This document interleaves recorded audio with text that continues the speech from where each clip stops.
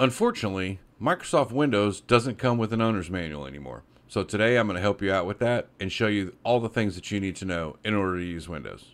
Maybe you just got a brand new Windows 11 computer, or you've recently upgraded from Windows 10 to the latest version. Either way, you've probably noticed some differences between Windows 10 and Windows 11. And if you're a novice user, there are some things that might be a little confusing for you. Now, some of these changes in the Windows 11 layout are very subtle, supposedly to make your Windows experience a little more fluid. But some of these settings are brand new to all versions of Windows. Now, if you're looking to perform a very specific Windows 11 function, please refer to the timestamps down below. I'll have everything listed for you so you can jump right to the part that you want to know about. I'm making this video for people who are brand new to Windows 11, so please keep that in mind. So in today's video, I'm going to show you how to do a ton of different things in Windows 11. A lot of things you're probably already used to, but now with the new version, the way you do those things might be a little bit different. So if I go too fast for you, or you need to watch something again, just either hit the pause button or rewind just a little bit and watch it again.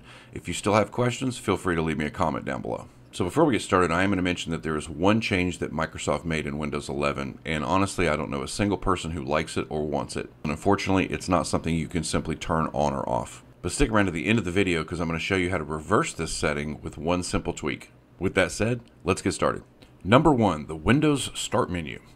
Now, the first thing you're going to notice about Windows 11 is that the Start menu is completely different. If you left click on the menu, you'll see a completely rearranged Start menu showing your most recently used apps as well as recommended apps down below. At the top, if you click on All Apps, you'll see the complete list of apps and programs that are installed on your computer, and then you can scroll up and down to find the program that you want to open. Or you can simply type the program name at the top and then click on the name of the program that pops up, which matches that search term. Additionally, you can do the same thing by clicking on the search box next to the Start button and typing in the name of the program. You can pin any app you want to this menu by scrolling through all apps and then right-clicking on a particular app to pin to the Start menu. And as you can see here, when you go back, there's the app that you just pinned to the Start menu. You can also easily right-click and unpin it, and it will go away. This is super convenient for frequently used programs, so you don't have to search for them or clutter up your desktop with a lot of icons. You can easily rearrange any items on your Start menu by simply clicking and dragging the icon to wherever you want to show up. Let go of your mouse when you place the icon, and that's where it will be pinned to. Additionally, for apps that you likely will never use, you can simply right-click on that app on the Start menu and then choose Unpin from the Start menu, and it goes away. The icon disappears from the Start menu, but the program does remain installed in case you need to use it later, and is still searchable through either of the search boxes up top or down below. If you right-click on your Start button, you will see shortcuts to many of the most common Windows settings such as Apps and Features, Task Manager, and File Explorer. Just click on the shortcut to open that specific program. Unfortunately, these are locked into place so you can't move them around or delete them.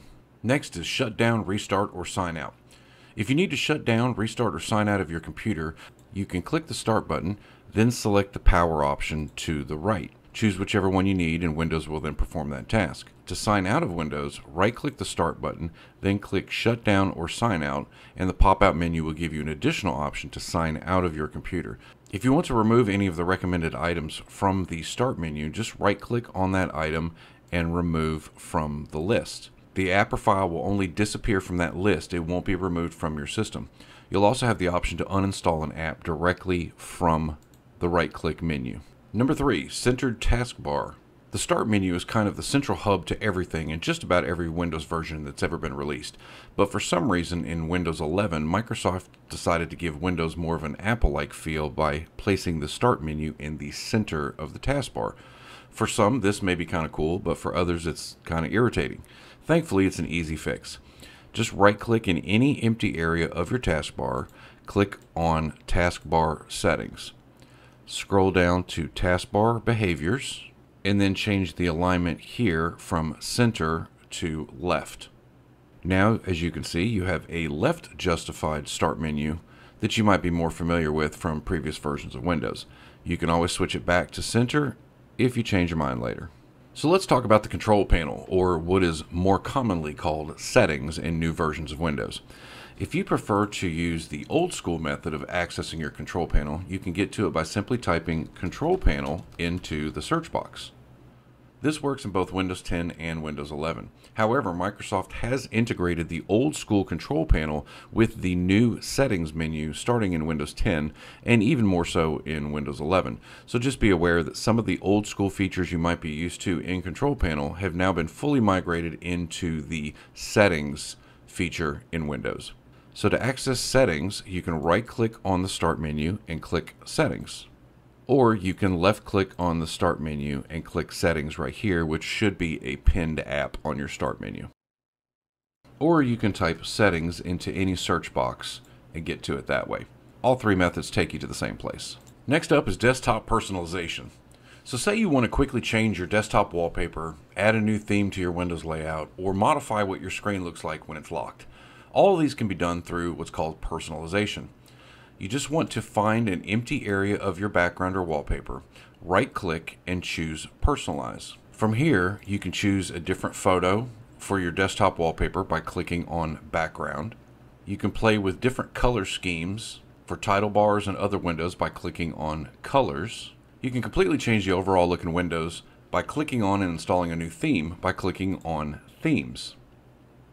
If you click on lock screen, you can choose whether you want a standard photo to show on your Windows lock screen, or if you want to use one that Microsoft thinks you might like using what's called Windows Spotlight. These will be randomly sent to your computer throughout the day, and if you go up to the top right of your screen, you can give it a thumbs up or a thumbs down to help personalize the types of pictures you want to be shown on that lock screen. Under lock screen status, you can also select if you'd like to see the weather, mail notifications, or a calendar to be shown on that lock screen as well. If you use a touch keyboard, this section here will allow you to customize the look and feel of that keyboard. You can adjust the theme, background colors, key, and font sizes. The Start section allows you to adjust what you would like to see on your Start menu. Now remember earlier when I showed you the frequently used stuff on your Start menu? This section right here is where you can turn all of that on or off if you'd rather not see anything at all. You can also enable Show Most Used Apps to show on that Start menu and control whether you want recently opened items to show on the Start menu, jump lists, and File Explorer. Finally, click on Folders and you can control which frequently used folders you'd like to appear next to the Power button. For example, if I clicked on Settings and File Explorer, now when I go to the Start button, next to the Power button, you see the Settings and File Explorer. It's just another way to quickly access frequently used folders. Back on the main personalization screen, the taskbar section helps you decide what you want to see on the taskbar at the bottom of your screen. Personally, I'm never going to use chat, this icon here, so I just turn it off, and just like that, it disappears. The task view here, which is this icon, is very similar to the old Alt-Tab in Windows, but now you can do that with just one click. The widgets option is here on the taskbar as well and lets you quickly access news, weather, stocks, and other things that you might find useful. If you like the widgets, each suggested widget has the option for you to remove that specific widget by clicking the three-dot menu at the top right. Keep the ones you want, and you can go down here and click See More to go to a personalized Microsoft Start page based on your preferences. If you don't care about widgets, click here to turn them off, and the widgets icon now is gone from your taskbar. The next section in personalization is for font management. From here, you can easily add new fonts by dragging them and dropping them directly into this box right here, or you can view the pre-installed fonts already on Windows by scrolling through this list. The last thing on the personalization list is your device usage. Depending on what you primarily use your computer for, you can select one or more of the options, and Microsoft will then deliver personalized tips, ads, and recommendations based on those settings. Personally, I always make sure these are set to off because nobody wants to see any more ads than absolutely necessary. Now that we've gone through all the basic personalization settings, let's head into some more advanced personalization settings that you might find useful. So right click on your background or wallpaper here again, go to Display Settings. From here, you can make all kinds of changes to how your display looks. So click on Scale and adjust this number up or down if you want to increase the visibility of text and apps as a whole, or you can actually click on Scale and adjust those sizes for each specific thing that you want. So you could modify just the font size or the display size independently. In the next section, you can adjust the slider up or down to increase or lower your desktop resolution. The higher the resolution, the smaller everything gets, and vice versa. Now, if you have a monitor that can support vertical display, you can slide over here and choose portrait instead of landscape. You can also choose to flip the screen as well, but be very careful because it's incredibly awkward to try and flip it back if you accidentally change this. Moving left with your mouse is now down, and moving up with your mouse is moving left now. So it's better just to leave this alone unless you specifically need it. If you use multiple displays on your computer, this next section allows you to make changes, including which of your screens you wish to be the primary display, and also changing individual screen resolutions. So that pretty much covers all of the Windows personalization. So now let's move on to other Windows settings that you might find useful. So perhaps you may want to add a new account on your PC, maybe for your kids to use, so they don't mess up any of your personal settings. Or maybe you want to switch from a Microsoft account to a local account, or from a local account back to a Microsoft account. You can do all of this in the user account settings in the main setting page of Windows. So from the search bar, you can just type settings, and this will likely bring up the personalization settings here. So what you want to do is click on this menu here, and then from there, click on accounts. Now, if you scroll down to where it says your info, you'll see all the specific user settings according to how you initially set up your Windows the very first time. This is where you can change your avatar or login photo, or switch from a local account to a Microsoft account, or vice versa. If you'd like to know more about why I recommend using a local account versus a Microsoft account, you can click on the card at the top of your screen. So back to the main account screen. If you'd like to add or remove a user on this computer, scroll down and click on Family and Other Users. If there are any other users here that you'd like to remove, you'll see them here, and you can just click the drop down arrow next to that and click Remove. You will get prompted to delete not only the user account, but all of the user's data that's stored on the computer. Make sure you have everything you need backed up from that user account before you delete it, because once it's gone forever. So to add a user, you're going to click on Add an Account on the right hand side. You'll get a Microsoft prompt to either use this person's Microsoft login, or if you just want to create a local account, say for the kids, click on I don't have this person's sign-in information. Then click on Add a User without a Microsoft account. Then give the person a username. It can be their personal name or a nickname. And if you want them to have a password, go ahead and enter it here and then confirm it. If you don't want a password, just leave it blank, click Next. Now, if you want this user to have administrator rights on the machine where you just created that account, click that drop-down arrow and then change account type. Change it from standard user to administrator, and then click OK. But be aware that doing this allows that user profile to have full permissions to everything on the computer, including your personal profile information and any files you've saved under your profile. As an aside, it is a good practice to create a standard user for daily usage and a special administrator account as well, and that helps mitigate malware and virus attacks. I'll be making a video about that coming up in the next few weeks. Now, from the main accounts window, if you want to change how you log into the computer, such as facial recognition or a login pin, you can do that under sign-in options. Choose the login method that works best for you. There is no best way, so choose the one that makes logging in easiest for you. The next section is Windows Backup. Now, if you're using a Microsoft account to log in and you want to have all your files and settings automatically backed up to your Microsoft account, this is where you can make those changes. Select the option that fits your needs and you're good to go. Click on Set up Syncing to get started. Now, the next thing I use frequently is Device Manager, especially if I'm dealing with a brand new piece of hardware or dealing with a pesky driver that won't install. You can right-click on your Start button and then select Device Manager. So from here, you can quickly and easily remove a device by simply right-clicking on the specific device and then choosing Uninstall Device. If you get prompted to delete the driver, be aware that you will need to make sure that you are still connected to the internet in order for Windows to re-download a replacement driver. If you are deleting a wireless adapter driver, make sure you have already downloaded that driver from the manufacturer or your brand's website prior to selecting the option to delete the driver.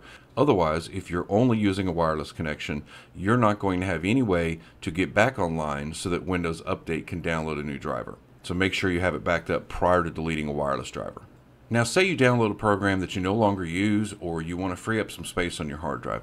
You can easily do this by removing the apps from Windows settings. So what you want to do is right click on your start button and just click on apps and features. If there is a specific app that you want to remove, then all you have to do is scroll down to it, click on the three buttons to the right, and then choose uninstall. And then just follow the uninstallation steps. Once that program is uninstalled, it will no longer be viewable here in the list of installed programs. So just be aware that some apps such as alarms and clock or Xbox Game Bar, things like that, are built into Windows and they cannot be uninstalled. Why they're even listed here makes no sense to me, but just understand that just because you click on it doesn't necessarily mean you will be able to uninstall it. At the very top of the apps and features page is the option to choose where to get apps. If you want the absolute safest experience possible, you want to choose the Microsoft Store only. This will guarantee that any program you try to download will only download if Microsoft has also tested it and listed it in their store for safe download. Most people will leave it on this setting or the anywhere but warn me option. Whichever you feel more comfortable with based on your skill level is what you should select. Just selecting anywhere means that any program, tested or not, regardless of where it came from, can and will be installed if you attempt to do so, and that can cause security issues down the road. So please be careful of that option and choose the one that best fits your skill level. Now, at some point you may need to access the Windows Task Manager. Maybe you have a program that's frozen and you need to terminate it. So all you have to do is right click on your start menu and choose Task Manager. The screen that pops up may be rather basic, so if you click on more details at the bottom, you'll see all the various options. Now you can see the active system processes, CPU and memory usage, and more. Now, while you're in the Task Manager, you might also want to remove apps that run every time the computer starts up. These can sometimes be installed by default when you install a program, but they aren't always needed every single time the computer boots up. So what you want to do is just click on the Startup tab, which is the fourth from the left. Now to quickly see what is enabled or disabled, you can click on the word status up at the top. That will sort all the enabled items up at the top for you. Now be careful in this menu and don't disable anything that you are not 100% sure what it is. For example, Microsoft OneDrive is running every single time I start the computer, and as you can see by the enabled status. Now I only need to run OneDrive when I actually want to access OneDrive, and since I know what it is, I'm going to right click on it and choose disable. You'll now see that the status is listed as disabled. Now you can always go back to the startup field at any point and simply right click and enable anything that you have previously disabled. Removing items from your startup means that your computer will boot a little bit faster, and because that is one less program that has to load every single time you start your computer. So removing a handful of these, and again, only if you know what you're doing, can sometimes really make a big difference when the computer is booting up. Now, if you suspect that someone is actively connected to your computer, perhaps using a secret account while you're on the computer, you can click on the Users tab, and that will show you only the people that are actively logged into your computer at this time. If you see more than one user profile here, and only one person should be logged in, then you definitely have a problem, and you should definitely scan for malware or viruses, or use some other method to clean your computer. If you need to make changes to your Windows disks inside your computer, you can do that from Disk Management. So what you want to do is right click on your Start menu and choose Disk Management. From here, you can resize Windows partitions, change drive letters, delete partitions, and more. But full disclosure, if you don't know exactly what you're doing, do not poke around in this setting. You could very well click one wrong thing and cause your computer to not boot up again. Advanced users only. If your date or time is incorrect in Windows, perhaps it's because you chose the wrong time zone when you first set up your computer. All you have to do is right-click on the time and date at the bottom right and just choose Adjust Date and Time. Then make sure that the time zone listed in your computer matches your actual time zone. Click the drop-down box to change it, and it should update the time correctly, and so now everything will be accurate. You can also add additional clocks in your system tray by scrolling down and selecting additional clocks. Then you can simply add another clock based on the time zone that you want to see. Click on Show this clock, then choose the specific time zone and give it a name. So for example, if your partner is working in Tokyo for a month and you want to make sure you don't disturb them while they're working or sleeping, you can create a new clock for that time zone, and it will now show, once you click OK and apply, down in your time zone. As you can see here, 2:12 p.m. local time, and it's 4:12 a.m. in Tokyo. Perhaps you need to troubleshoot your network settings or remove older cached network settings, connect to a hidden network, or just make changes to your existing DNS servers. So what you want to do is you want to right click on your existing network connection and click Network and Internet Settings. At the top, you can click on Properties to make changes to your existing network, such as changing DNS entries. Just scroll down the page and click on Edit for whichever setting you need to change. At the very top of this window, you can see how much data usage you've used. So if you have a limited data plan, you can click on this and it will break down your usage by application. You can also set a data limit here so that you don't go over your amount of data usage and not get hit with a big bill at the end of the month. You can scroll all the way down and click Reset, and that will put all your statistics back to zero so you can keep up with your data usage month after month. If you want to add a VPN to your existing network connection, you can click here and then add your individual VPN login credentials. Now, please note, if you already have a VPN program that you have downloaded and use, you likely won't need this step, as the program is going to configure all of this during the initial installation for you. But if you ever want to put it in manually, you can do it right here.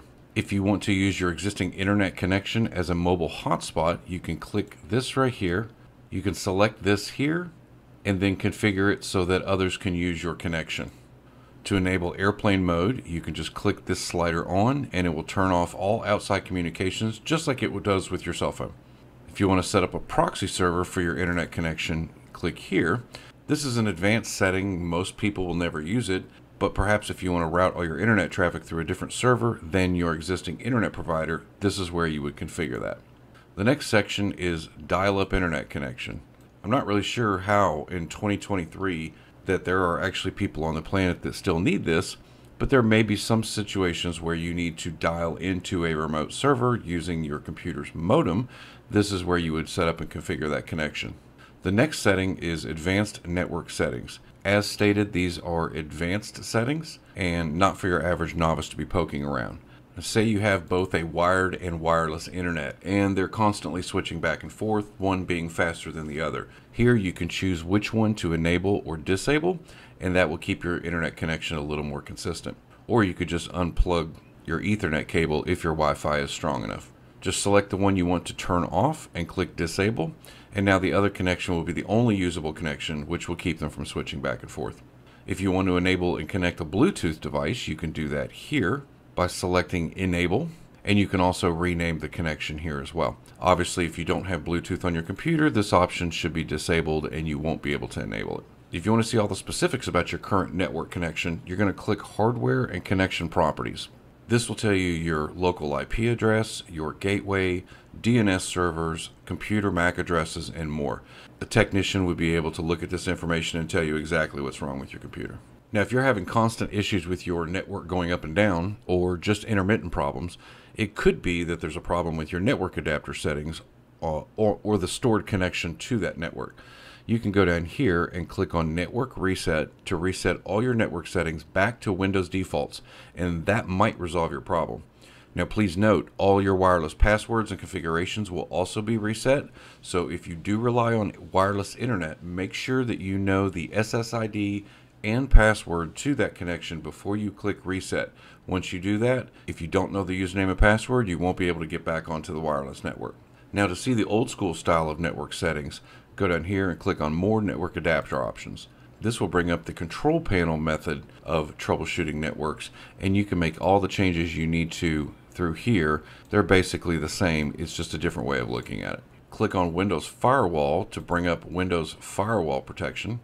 Now, the default should all be set to the on position here, but if you're running into an issue with an app or program that isn't working right, this is a good place to start troubleshooting. In that situation, I would click on Allow an app through the firewall, and if it's a program that you trust, make sure it's configured correctly to reach outside of your local network. Now, let's talk about Windows updates. So Windows Update settings can be changed, or you can check for new updates by just simply typing Windows Update in the search bar, and you can click on Check for Updates. Now, if there's updates available, you'll see them at the top and they should download automatically. Down below, you can customize when you want to receive updates, how they should be delivered, whether you want these updates as soon as they're available, also when your active hours are so that Windows doesn't try to update while you're actively using your computer. All that is available under Advanced Options. Now, if you have a newer computer, this really shouldn't be an issue for a while, but as you use your computer more and more, it's going to start collecting temporary files and more that can and should regularly be cleaned out. So what you can do is go to the search bar and type in disk cleanup and select the app. Now from here, you can pick and choose which files you want Windows to delete for you. It will also tell you how much estimated hard drive space that deleting those files will free up. It is completely safe to delete all the items in this list, but just know that if Windows has downloaded any Windows Update files but not yet installed them, they will show up in this list as well. And then if you delete them, you're going to have to re-download those Windows Update files. And you can click on Clean Up System Files for even more advanced features. Now, a lot of people disagree with me on this, but I think this just makes sense. Now, every computer, in my opinion, should have System Restore enabled. System Restore is a feature in Windows that lets you create what are called restore points, to which Windows can then go back to and reload if you have a problem getting back into Windows. Now, System Restore is historically unreliable, but sometimes, just sometimes, it actually works, and that might save you a service call. So here's how you want to set it up. From the search bar, you can just type System Restore, and then click on Create a Restore Point. Now, as you can see, by default, Microsoft turns this off, and I don't know why, and it aggravates me to no end. But first thing we need to do is we need to turn it on so we can create a restore point. So what you want to do right here is on your local disk C where it says off, you just click Configure, check Turn on System Protection, and for disk space usage, I usually put it between 5 and 10% of my drive, depending on how large the drive is. Click Apply and OK. Now you can see that the System Restore is actually on, but we don't have any restore points yet. So what we want to do is go down here and click Create, give it a name like Perfectly Working, something that you would recognize when you see it. Click Create, and then what Windows is going to do is it's going to go through all your settings and it's going to create that restore point. As you can see, the restore point created successfully. So now if we clicked on System Restore, there's our perfectly working restore point. Now that you have that enabled, Windows will create those randomly, but I would definitely recommend you create a new restore point anytime you make a major change to your computer. It only takes a couple minutes, and it may be the difference of whether you get back into your computer or not. So now you have a new restore point in case 5 minutes from now your computer doesn't boot. And again, it doesn't always work, but in my opinion, it's better to have that option to restore than to just not use it at all because sometimes it doesn't work. That just doesn't make any sense to me. Go ahead and create the restore point. So say you need to know the technical specs on your computer, your CPU speed and how much memory you've got installed, or exactly what version of Windows you have. All of this can be actually found in the Windows settings. So what you want to do is right-click on your Start menu and click the word Settings. Scroll all the way down to the About section, and you will see all the information you need about your computer. From here, you can click Rename this PC if you want to give it a different name. Scroll down to see your product key or activation information. If you have Windows Pro, you can use BitLocker for drive encryption here. If you're considering a memory upgrade, you can't tell from this menu, but there is a free and easy way to see how much memory you can install and which kind. I'll link that in the description for you. Now, there may be times where you're having a certain issue with a particular function in Windows, like a sound issue. You have a built-in troubleshooter in Windows to help isolate and fix these problems. So from the search bar, you can type the word trouble and you'll see troubleshoot settings. Now you can choose the default automatic troubleshooters, but if you know the particular issue, for example, your speakers are plugged in but you have no sound, you can click on other troubleshooters and then you can go to this section right here, which is playing audio, and click Run, and then run that specific troubleshooter for that specific problem. Same with internet connections, printers, Windows updates, etc. They don't always work, but it's kind of nice to have. Just follow the steps and hopefully that'll fix your problem. Now, say for example, your computer keeps blue screening on you, or a certain app keeps crashing out of the blue. You can use a program in Windows called Event Viewer to isolate these issues and then start digging towards a solution. So from the search bar, just type the word event and you'll see Event Viewer at the top. Now, for the vast majority of people, this will all seem like Greek, but you might run into a situation where someone is assisting you and needs you to actually open Event Viewer so you can tell them at a particular time what happened, and then they might be able to troubleshoot it from there. There's all kinds of different views and different errors, and they're all broken down by type. This is a good place to look around if you continue to have issues with a certain app or a system function. You can't break anything here. It's all just reporting and viewing. But if you'd like to get a better idea of why something is happening, this is where you find that information. Now, if you need to change your Windows power settings like screensavers, screen timeout, or system sleep mode, you can make all these changes in the Windows power settings. Right-click on the Start menu, and then click on Power Options. So from here, you can adjust your individual power settings based on your personal preferences. Under Screen and Sleep, you can set your computer to turn off your screen after so many minutes. That's really handy with laptops to conserve your battery. Under Power Mode, you can set your power mode based on your specific needs. I prefer mine to be on best performance, which is fine for a desktop computer. For a laptop computer, this will consume more battery power, but will give you a brighter display and allow your laptop to run at maximum performance. For a longer lasting battery, consider a balanced or best power setting. A lot of people prefer the minimalist approach to what they see on their screen and down here in their system tray, located at the bottom right corner of your screen. You can click the up arrow here near your clock, and you can move the applications around as needed. You drag them up here, or if you need one to be down here, you can click and drag it, put it right back down here on the taskbar. You can also move them around in this window if you want to organize them differently. And you can slide them all down to make them all visible, or you can slide them back up here to where they're out of the way. You might have certain apps that you want to run by default for certain types of programs. For example, in Windows 11, your default web browser is going to be Microsoft Edge.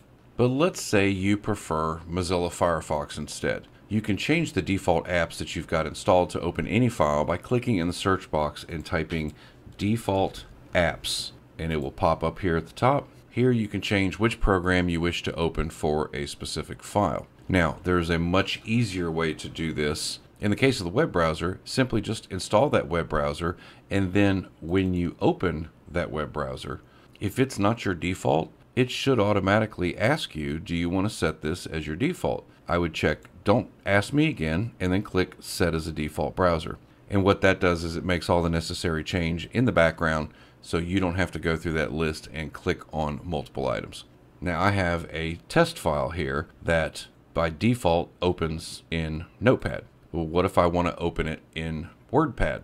I can right click on that option, choose open with, and then check this box to always use this app to open this kind of file, but click on more apps. And then if you had another application on your computer, such as Microsoft Word or something like that, you could select that, click OK, and then from that point on, that document would no longer open in the first application. It would open it in the application that you selected. That's a much easier way to do it. Just right click and open with, or open that program and make it your default. Now the same applies with programs like Adobe Acrobat Reader. By default, files like PDFs are going to open up in Microsoft Edge. But if you want or prefer the flexibility of Adobe Reader, you can download and install that program, and then when you open it for the first time, you'll be prompted to make it your default application for PDF files. You can click right here and do that, or as I showed you before, right click on the file you want to open, select open with. Now if you just select this the one time, it's only going to open it in Acrobat the one time, and it's still going to open with Edge every other time. So you want to click on choose another app so that you can check this box and then select Adobe Acrobat. You can see the icon changed on the desktop to Adobe Acrobat, and now that file opens in that program every time.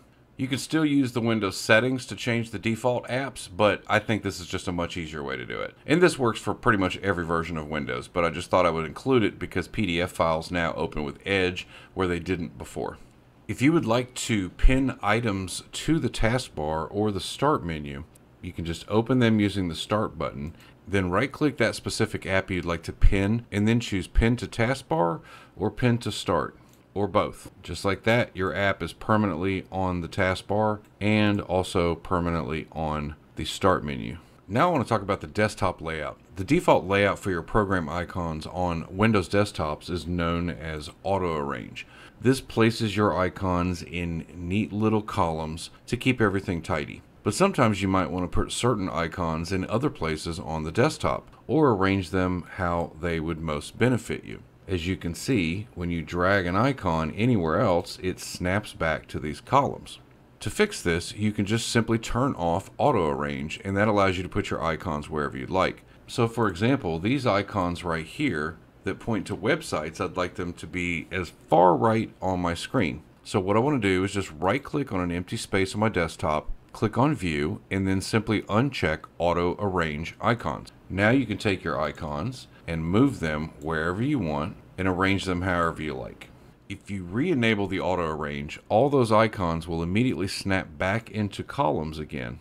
So if you've spent a lot of time customizing where you want everything, make sure to leave this unchecked. Additionally, if you wish to just see your background wallpaper and not see any icons on the desktop at all, you can just simply right-click on your wallpaper, go to View, and uncheck Show Desktop Icons. And just like that, everything will disappear. You still have access to everything on your computer, including your files. You just physically don't see them on your desktop. If you've customized where you like everything to be, turning this option on and off isn't going to change that customization. Your icons will be exactly where you left them. It will just hide them if you don't want to see them. Since we're on the subject of customizing your desktop, maybe you want to tweak your icons a little bit so they make more sense to you. The most important thing to know is that any program you install, when it puts an icon on your desktop, that icon is most likely just a shortcut to an installed program. You can rename any icon you wish on the desktop with the exception of the recycle bin. So if you want to rename a desktop shortcut, you can simply choose a shortcut here,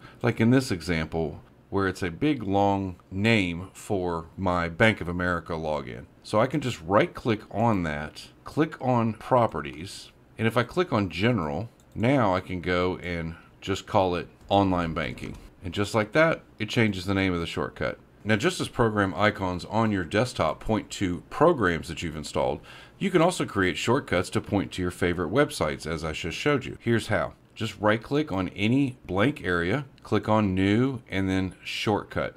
You're going to type in the location of the item. In this case, I'll say www.yahoo.com. Click Next, and then now just give it a friendly name. I'll just call it Yahoo, and click Finish. Now I have an icon called Yahoo. So now when I click on it, it'll take me straight to the Yahoo website. This is convenient for people who might have 3 or 4 different websites they check throughout the day. You can create shortcuts to go straight to them without having to open your browser and then type in an address. Now, Windows File Explorer is a bit different in Windows 11 than in previous versions you might have used, but it's very similar. I'm going to cover the basics here for you. At the bottom of your screen, click on File Explorer. And as you can see at the top left, you have what's called Quick Access. This is a dynamically changing list of folders. As you access certain folders on your computer, you'll see these folders start to appear under Quick Access. If you wish to remove a folder that shows up under Quick Access, you can just right-click on it and simply say Remove from Quick Access. Additionally, you'll see recently opened files show up here under Recent Files. This is also part of the Quick Access utility as well, to help you quickly and easily open up recent files. Same thing applies. You can right-click and remove anything that you don't want to be visible. Any of the files or folders that you remove from Quick Access are not deleted off your computer. They're just no longer visible under Quick Access. For some reason, Microsoft has disabled the visibility of file extensions by default. This is important because without file extensions showing, you might actually get tricked into opening a file that you think is a PDF, for example, but is actually an exe file that contains a virus. So here's how to fix that. Click on the file folder to open File Explorer. Click the 3-dot menu at the top and then click Options. Now click on the View tab and then uncheck Hide Extensions for Known File Types and then click Apply. Now if you look at the names of your files, you don't just see the name of the file, you see the file with the extension enabled. This one small change could potentially keep you from accidentally clicking on a malicious file later on down the road.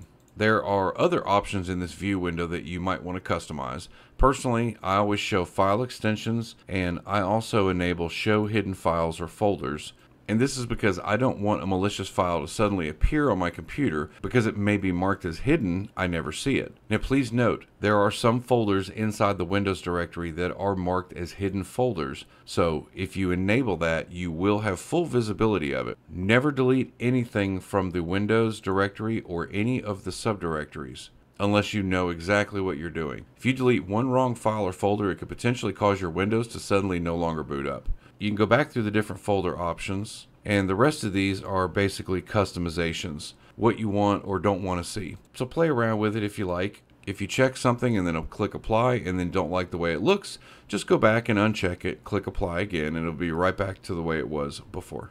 Now, Windows Notepad has a couple of new features. The two I like the best are the tabbed browsing, which allows you to run multiple text documents at the same time, so you can switch from one to the other, copy and paste, so forth. The other feature is an autosave option, which remembers what you typed in each document, and then when you close it, it doesn't ask you to save it, it just automatically saves it, and the next time you open the document, your changes are still there. I saved the system registry for the end because you need to know what it is and how it works. But if you are a novice user, I recommend that you never use it for anything unless you know exactly what you're doing or you're being guided by a professional. One wrong click in the registry and your computer may not boot up. And if you haven't made backups of that registry and you click the wrong thing, you're going to be in a world of hurt. That being said, if you do need to open your registry for any reason, on the search bar, you can just type registry and open the registry editor. The Windows registry is basically like a table of contents in a book, but it's also an extremely powerful instruction manual.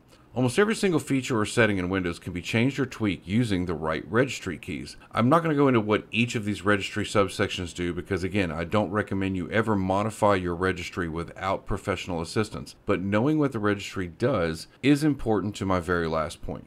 Now, for some reason or another, Microsoft decided to do away with the traditional right-click context menu and replaced it with this abbreviated menu with tiny icons for things like copy, paste, delete, etc. Now, if you want to get to the original menu, you have to click on Show More Options at the bottom, and now it appears. Not only does this now require one extra click, it's also kind of annoying. And unfortunately, there isn't an easy way to just turn this menu off and back on and give us back our full context menu. There is a way to edit that Windows registry I just talked about to restore the full right-click context menu. Now, remember what I said about the registry before? Well, I'm the professional telling you to do this because I've personally tested it, it works, and it will not harm your machine. So if you'd like to get your full context menu back, here's what you do. Now, I've put the link to the file that you need in the description for you. When you click on that link, it will take you to this page at How To Geek. What you want to do is scroll down about 3/4 of the way to the bottom of the page to where you see Download our one-click registry hack. Go ahead and click on this link underneath, and it's going to start downloading the file. When the file is finished downloading, you're going to open your download folder and you'll see that file that you just downloaded. Right click on the file and choose Extract All. Just leave the defaults as they are and click Extract. You'll get a new window that pops up with the contents of that file that were just extracted. Now you're going to see two files. One starts with a Win11 Classic _ context menu, and then you're going to see another one that says Undo. What you're going to want to do is double click on the file that starts with Win11 _ Classic. You're going to get prompted with a security warning. Click OK or Run. Go ahead and say yes to edit the registry. Say yes again to confirm, and then click OK. Now, the last step, you can right click on anything right now and you're going to still see that context menu. And you still have to click Show More Options. So what you want to do is right click on your taskbar, click on Task Manager. Under Processes, you want to find Windows Explorer. You want to right click on that and just choose Restart. Your display is going to blink for a second. That's okay. Now, if you go and right click on any other item, you now have that full context menu as before. No more clicking on Show More Options. So congratulations, if you've made it this far, you can now pat yourself on the back and call yourself a Windows expert, or at least tell people you know your way around Windows. So please take a moment to like and subscribe if you enjoyed this type of content, and also let me know down in the comments which of these Windows 11 tips you found the most useful. Thanks so much for watching. We'll see you in the next video.